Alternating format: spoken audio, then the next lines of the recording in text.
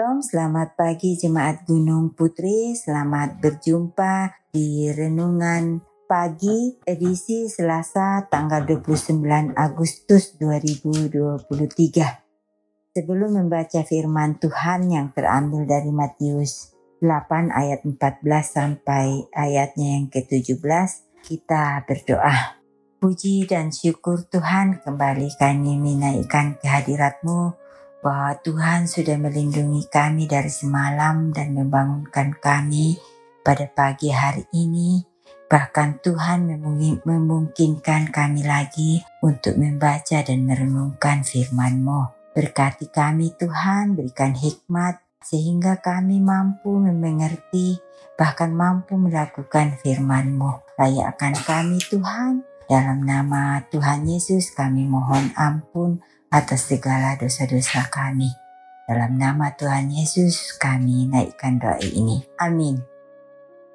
Firman Tuhan terambil dari Matius 8 ayatnya yang ke-14 sampai ayatnya yang ke-17. Firman Tuhan, Yesus menyembuhkan ibu mertua Petrus dan orang-orang lain.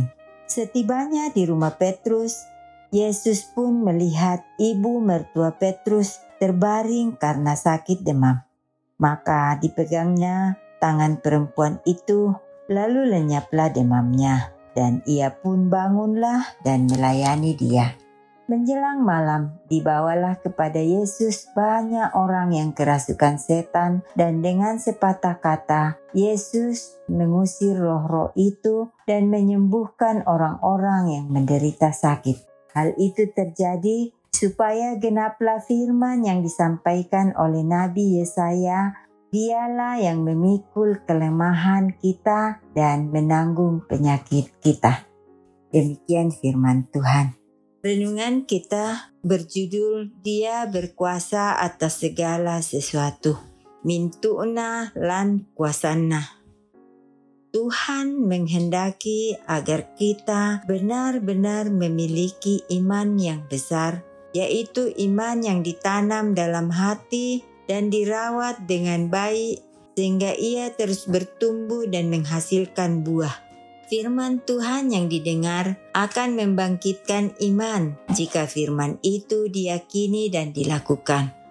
Karena itu, penting untuk terus melatih iman dalam menghadapi berbagai cobaan dan ujian yang terjadi dalam kehidupan ini.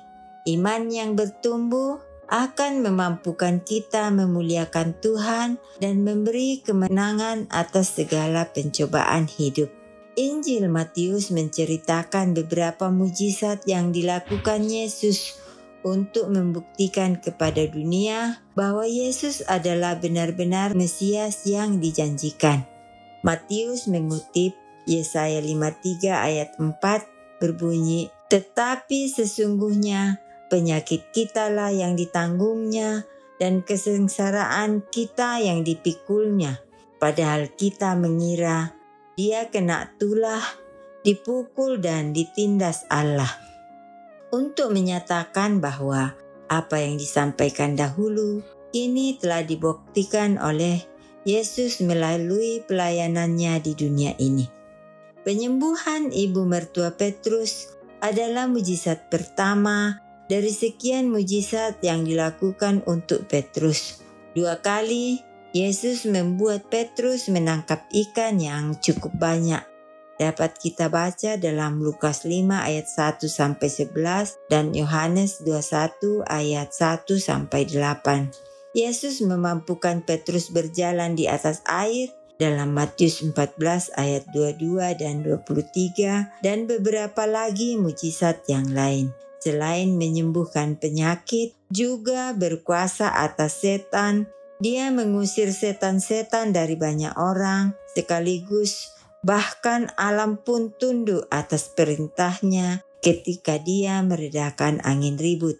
Jelas sekali dalam pelayanannya, Yesus tidak hanya menyampaikan firman yang berisi petunjuk-petunjuk hidup, tetapi juga menunjukkan bahwa Ia berkuasa atas segala sesuatunya.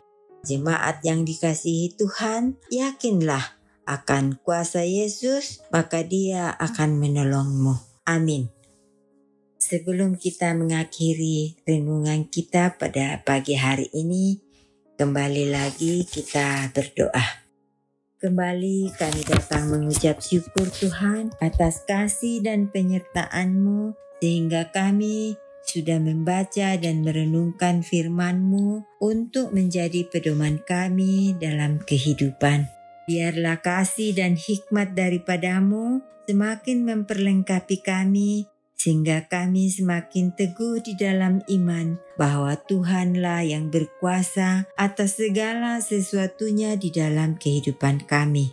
Pada pagi hari ini Tuhan, kami datang membawa seluruh kehidupan kami, mengucap syukur bersama dengan saudara-saudara kami yang bertambah lagi usianya, yang berhasil di dalam studi, dan yang berhasil di dalam usaha dan pekerjaannya, atau mungkin sukacita yang lainnya. Kami juga datang bersama dengan saudara kami yang mungkin dalam pergumulan, baik karena kesehatan dan kelemahan tubuh, pergumulan dalam keluarga, dan mungkin dalam pekerjaan, bahkan dalam masalah ekonomi.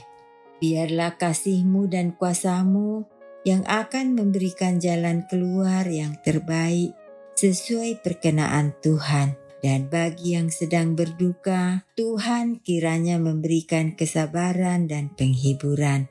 Kami juga datang membawa Ibu Pendeta, para majelis, para pengurus OIG, dan seluruh panitia dan tim kerja yang ada di Jemaat Gunung Putri, agar mereka semakin diperlengkapi dalam melaksanakan tugas dan tanggung jawab yang Tuhan karuniakan karena kuasa dan hikmat daripada-Mu.